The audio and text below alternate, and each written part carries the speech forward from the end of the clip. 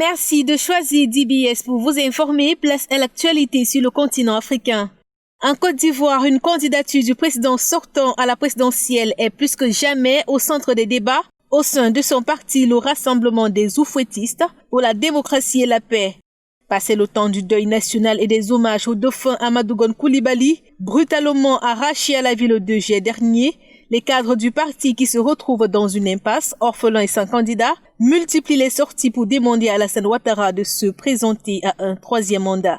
De sources concordantes dans une lettre publique au président Ouattara, le porte-parole du RHDP l'a imploré d'accepter le sacrifice d'être candidat.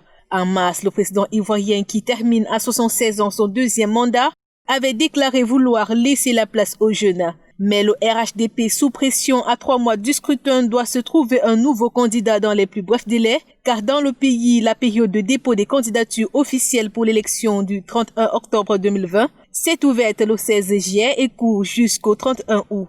Alassane Ouattara n'a plus que quelques semaines pour couper court avec cette adrénaline qui monte à l'approche de la date butoir.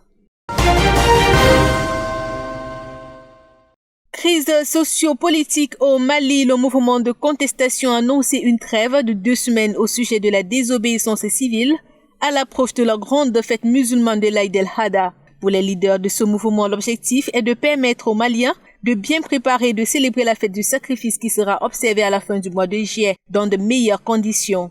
Cette annonce intervient à la veille de l'arrivée à Bamako d'une délégation de haut niveau de la CEDEAO constituée de 4 chefs d'État de l'Afrique de l'Ouest. Mahamadou Issoufou du Niger, Alassane Ouattara de la Côte d'Ivoire, Macky Sall du Sénégal et Nana Akufo-Addo du Ghana. Leur objectif est de désamorcer la crise qui étrangle le pays depuis plusieurs semaines. Dans un communiqué, les principaux leaders de la plateforme de contestation qui ont rejeté la proposition de la délégation conduite par l'ancien président du Nigeria, Goodluck Jonathan, ont réitéré leur principale exigence, à savoir la démission du président Ibrahim Boubacar Keïta et de son régime. Le mouvement reproche à la communauté économique des États de l'Afrique de l'Ouest, médiatrice dans la crise, d'être restée jusqu'ici muette sur ce point.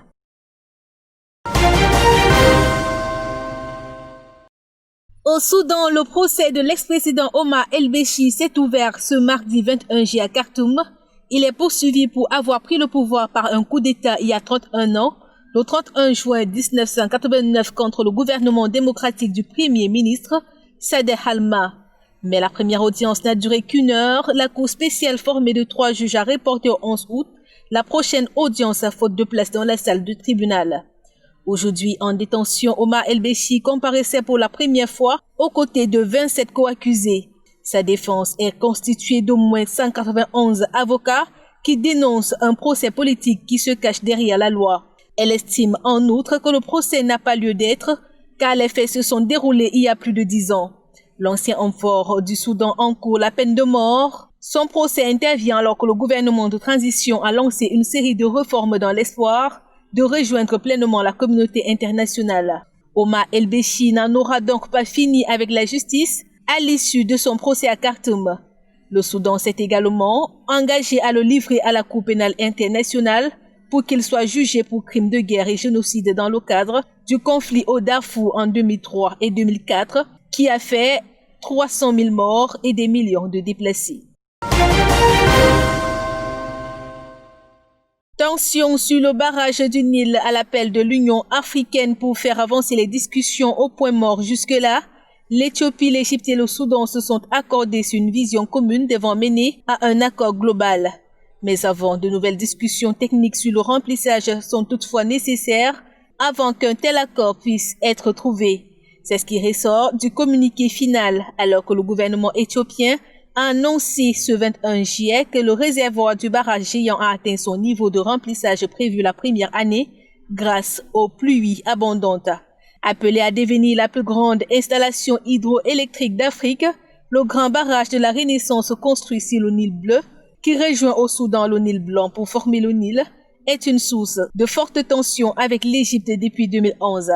L'Éthiopie estime que le grand barrage est essentiel pour son développement économique, alors que l'Égypte, dont l'irrigation et l'eau potable dépendent à 90% du Nil, le considère comme une menace vitale.